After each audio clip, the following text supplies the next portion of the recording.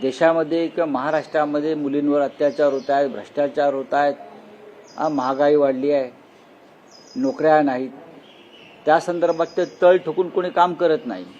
पण निवडणुका एखाद्या राज्यामध्ये आल्या की संपूर्ण सरकार मोदी शहांचं हे तळ ठोकूनच बसतं. तसे ते बसले. दुसरं त्यांना काय वेगळं देशाच्या हिताचं विकासाचं काय फार मोठं काम त्यांच्या दृष्टिक्षेपात आहे असं मला दिसत नाही. ममता बॅनर्जी ट्विट केलं होतं, रात्री वीज घालवणं, स्ट्रॉंग रूमच्या बाहेर पहारा द्या. हे काही करू शकतात. निवडणूक आयोग हा भारतीय जनता पक्षाचा मित्रपक्ष आहे आणि मित्रपक्ष चुनाव आयोग मी निवडणूक आयोग असेल तर काही करू शकतात. सर, ये पश्चिम बंगाल को लेकर ममता बनर्जी ने कल रात को ट्वीट किया है कि पश्चिम बंगाल के कई इलाकों में सीसीटीवी जो है, जहां पर काउंटिंग हो रही स्ट्रॉन्ग रूम के बाद वहां पे सीसीटीवी बंद है, व्हीकल्स की जो है आवाजाही वहां पर दिखाई दे रही है और उसके साथ ही पावर कट्स हो गए हैं कई। नहीं, कुछ भी हो सकता है पश्चिम बंगाल में. जब बीजेपी को चुनाव जीतना होता है, हार का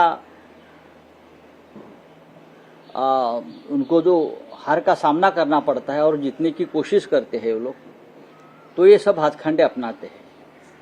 उसमें एसआईआर जैसे प्रकार होते हैं जो 90 लाख वोट काट दिए, बाद में जैसे सीसीटीवी गायब करना, हाँ, लाइट बंद करना, ये सब होते हैं. लेकिन अभी भी पश्चिम बंगाल में ये फर्स्ट राउंड होगी या पोस्टल वोटिंग की काउंटिंग हो गई होगी.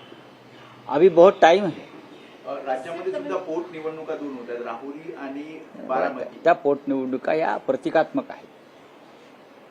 विशेषतः सुनेत्रा पवार यांच्या मतदारसंघामध्ये तर प्रमुख पक्ष कोणीच निवडणूक लढलेले नाहीत.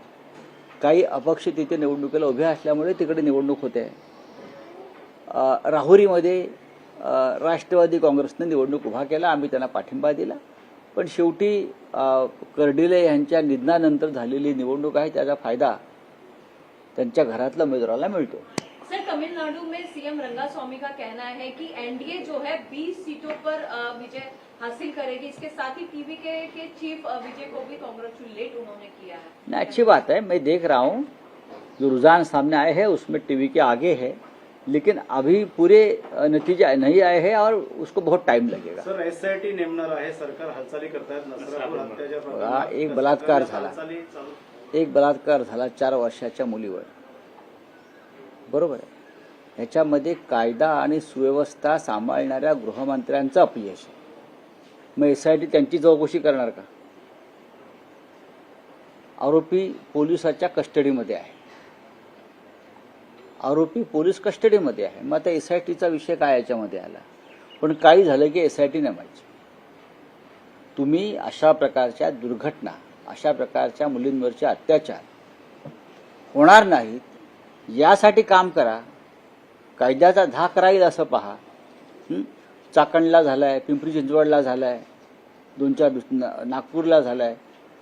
तुम्ही कुठे कुठे एसआयटी नेमणार आहात हे तर सांगा ना. एसआयटी कोणत्या कारणासाठी नेमायची याचे काही संकेत आहेत.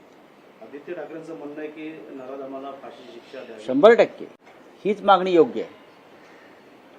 अशा प्रकारे कृत्य करणाऱ्यांना ताबडतोब फाशीवर लटकवायला पाहिजे. तुम्ही आता एसआयटी लावून काय करणार आहात? म्हणजे हा लोकांचा मनातला प्रश्न आहे.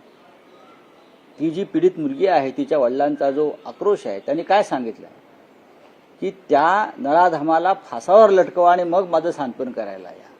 एवढं पुरेसं आहे. सर, असम में भी बीजेपी जो है हैट्रिक करने जा रही है, बीजेपी बढ़त बनाई हुई है. असम में तो ये होना ही था. कांग्रेस ने अच्छी टक्कर दी. जहां जहां डिलिमिटेशन हो गया है उनके मर्जी के मुताबिक और एसआईआर हो गया है, वहां बीजेपी को जीत मिल रही है. सर, बारामती बाई इलेक्शंस में क्या कहना चाहेंगे? उधर नहीं, वहाँ इलेक्शन कहाँ हो गया है? वहाँ इलेक्शन हुआ ही नहीं है.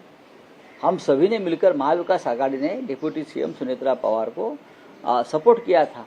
अब कुछ इंडिपेंडेंट वहाँ नॉमिनेटेड लोग थे, नॉमिनेशन था, उसके लिए चुनाव हो रहा है. एकनाथ शिंदेला पुन्हा मुख्यमंत्री केल्याशिवाय स्वस्थ बसणार नाही असं बच्चू कडूंचं म्हणणं आहे. त्यामुळे देखिए, पुणे रेप केस में पुणे डिस्ट्रिक्ट